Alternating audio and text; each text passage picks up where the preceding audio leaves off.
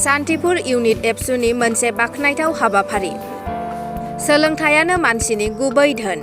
गोग्गो समाज नखर दानायाव सोलोंथायासो गाहायै खामानि मावो।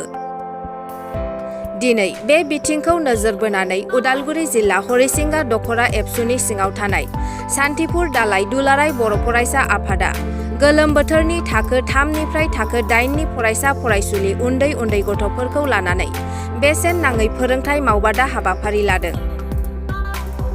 बे हाबाफारिखौनो बेखेवनानै होलाङो बनगुरुम ओनसोलनि लाइमोन जाखांफुनाय शंकरदेव हाई स्कुल बरथेकाबारि दरं जिल्लानि फोरोंगिरि माइकेल नार्जारी बिथाङा। लोगोसे बे हाबाफारियावनो बाहागो लाफैबावो सान्तिपुर VCDC नि सिङाव थानाय बरथेकाबारि दरं जिल्लानि फोरोंगिरि माइकेल नार्जारी बिथाङा। लोगोसे बे हाबाफारियावनो बाहागो लाफैबावो सान्तिपुर VCDC नि मासिगिरि एन्टनी मुसाहारि, बिथां अनजालु गुदि फरायसालिनि गाहाय फोरोंगिरि बिश्वजित बर'जों लोगोसे सान्तिपुर दालाइ दुलाराय बर' फरायसा आफादनि आफादगिरि S बाग्लारिजों लोगोसे नेहाथारि आरो गासै बिबानगिरि बिथांमोनहाबो बे हाबाफारियावनो मैखोमै बाहागो लानायखौ नुनो मोननाय जादों। दानिया फै आलासि बिथाङा खौरांगिरिफोरनि गेजेरजों मा फोरमायदों खोनासंनि। सासे फोरोंगिरिनि दायित्वआ जाहैबाय सेथियावनो the child is the book and we have to study every pages of that book. गथ'आनो गांसे लेखा आरो बे गथ'नि गांफ्रोमबो लेखानि पेजखौ जोङो ध्यान खालामनांगौ, स्टाडि खालामनो नांगौ। गथ'आ मा बिथिङाव लेकिं दङ, बिनि न'खरनि सोरबिथिङा माबायदि आरो समाजारि जेनेखि बेकग्राउन्ड बे माबायदि बेखौ स्टाडि खालामनानै गथ'नो मा गोनांथि दङ, साइक'लजिकेल सापर्ट नांगौ ने बिनो अनलि एकाडेमिक सापर्ट नांगौ, बेखौ सिन्था खालामनानै जोङो गथ'फोरखौहाय जोंनि आइडियाफोरजों जोङो ट्रेनिंफ्राव मोननाय माखासे आदबफोरखौ लानानै जोङो फोरोंनाय होयो। जों मेक्सिमामखौ जों होनो इच्छा खालामो। जोंनि होनायनिफ्राय खायफाया 30% नाजावनो हायो, खायफा 10% नाजावनो हायो, खायफा 100% नाजावनो हायो। बेबायदि फैबाय थानाय समाव नैबे उन्दै उन्दै गथ'फोरनि सायाव नोंथाङा मा मेसेज होगोन? आं दहायबो बुंखांबाय गथ'फोरखौहाय जे सोलोंथायानो सुबुं जिउनि बयनिफ्राय देरसिन आगजु। बे थायोब्लानो गासै रोखोमनि जि नारसिननाय बे नारसिननायफोरनिफ्राय उदां जानो हायो।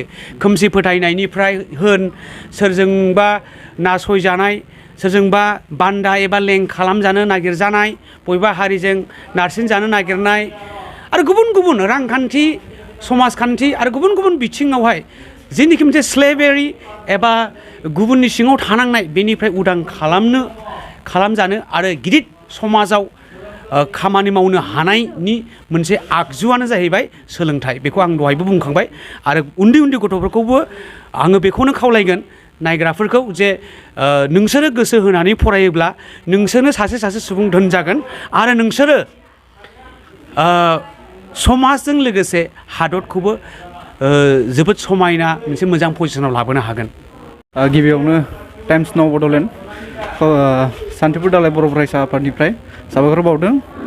जों दिनै सान्तिपुर दालाइ दुलाराय बर' फरायसा आफादनि जानानै जिथु जिल्ला आरो आन्सलिक आरो मिरु एबसुनि बिथोन बायदियै जों दिनै सान्तिपुर दालाइ दुलाराय बर' फरायसा आफादाबो बेसेन नाङै फोरोंथाय मावबादा, बे मावबादाखौ सान्तिपुर दालाइ बर' फरायसा आफादाबो मावनो थाखाय आखायाव लादों। जों दिनै एमइ आरो एलपि बे मोननै आयदाखौ लानानै दिनै जों सान्तिपुर दालाइ बर' फरायसा आफादा मोनसे बेसेन नाङै मावफारि मावबादा बेखौ लानाय जादों।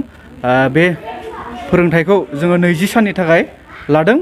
दा जोङो दिनै सान्तिपुर दालाइ फरायसा आफादा दिनैनिफ्राय बेखौ जागायबाय आरो जोङो सानैसो ओनसोलनि माखासे फोरोंगिरिफोरखौ लाबोनानै दिनैनि बे मावबादाखौ बेसेन नाङै फोरोंथाय मावबादा बेखौ जोङो बेखेवबाय। एसेनोसै। आङो जिथु नैबे हाबाफारिखौ लादों, जाय हाबाफारिया नैबे 20 दिन जिथु गरम बन्दनि थाखाय फरायसाफोरनि थाखाय गरम बन्द होनायाव गथ'फोरखौहाय बेसेन नाङै जिथु सोलोंथाइ होनो थांखि लादों। रोजा रोजा आं साबायखर होदों जोंनि सान्तिपुर दुलाराय बर' फरायसा आफादखौ जाहाथे गथ'फ्रा नैबे गरम बन्द'आव गोदाव सोराव थायालाबानो जेरै माने माखासे सोलोंथाइखौ बेवहाय बेस्थ'नि गेजेरजों मोननो हानाय जाहाथे आरो जों दिनै नोजोर होयोब्ला नुनो मोनो सिगां समफ्राव बा गुबुनफोराव जोङो गथ'फोरखौहाय गरम बन्द'आवहाय आलासि जाहैनाय लोगोफोरजों बेरायहैनाय बबेबा माबा बेस्थ'आव थानाय बेफोरखौ जों नुबाय थादोंमोन देग्लायनि बे जिथु थांखि लादों फरायसा आफादा जोबोद मोजांनि खोथा आरो साबायखर होनांगोन जिथु नैबे 20 दिनाव गासै बे जोंनि आंनि सान्थिपुर BCDC ओनसोलनि बर' मिडियामनि जिथु गथ'फ्रा फरायनायजों लोगोसेनो बेस्थ' थानो हागोन बिनि थाखाय आं जोबोद साबायखर होयो